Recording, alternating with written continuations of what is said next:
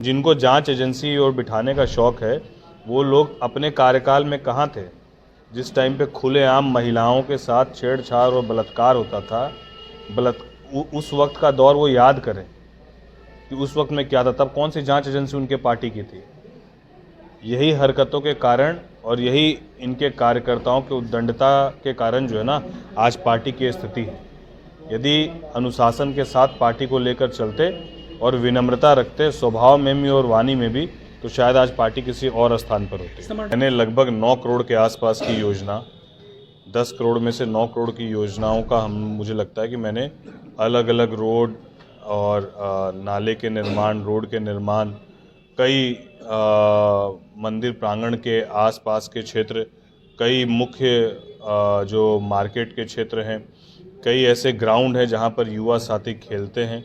तो उन तमाम जगहों पर जहां पर हाई मास्ट लाइट की डिमांड थी वहां हम लोगों ने हाई मास्ट दिया, सड़कों को किया, कई विद्यालयों के जो है बाउंड्री वाल के चौहद्दी के लिए लोगों ने कहा तो वहां किया।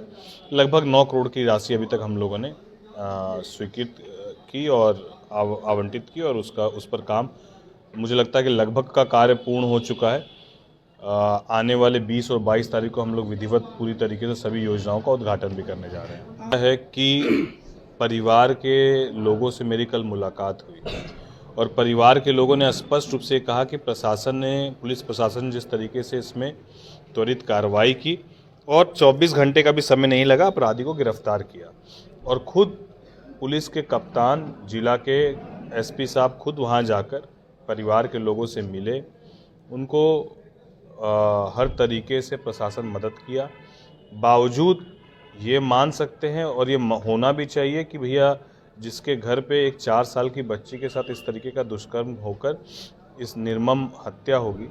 तो उस परिवार पर क्या बीत सकता है। उस परिवार का आक्रोश स्वाभाविक है, लेकिन उस आक्रोश में राजनीति सेकना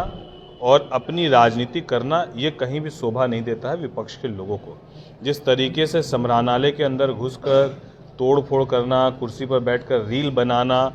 कोई भी व्यक्ति कानून हाथ में लेगा तो चाहे वो हम हैं चाहे वो कोई और हो, उस पर कानून अपने तरीके से कार्रवाई करेगा और वो कार्रवाई करने का काम कर रही है। जिनको जांच एजेंसी और बिठाने का शौक है वो लोग अपने कार्यकाल में कहाँ थे,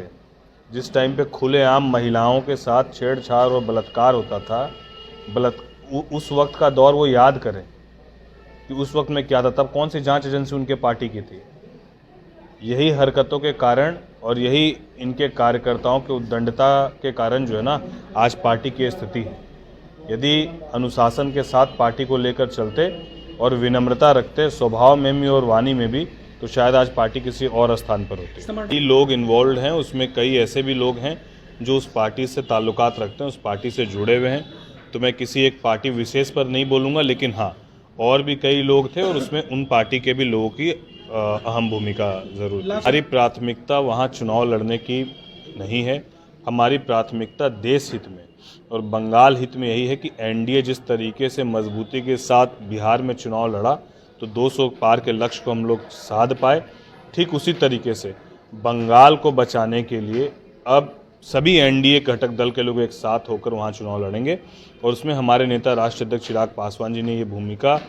सुनिश्चित करने के लिए मुझे वहाँ का प्रभारी बनाया। उसके लिए मैं उनको धन्यवाद देता हूँ, और एकमात्र लक्ष्य के साथ वहाँ भेजा गया है कि एनडीए से वहाँ पर जो भी प्रत्याशी हो कैसे 100% जीत सुनिश्चित कराएं।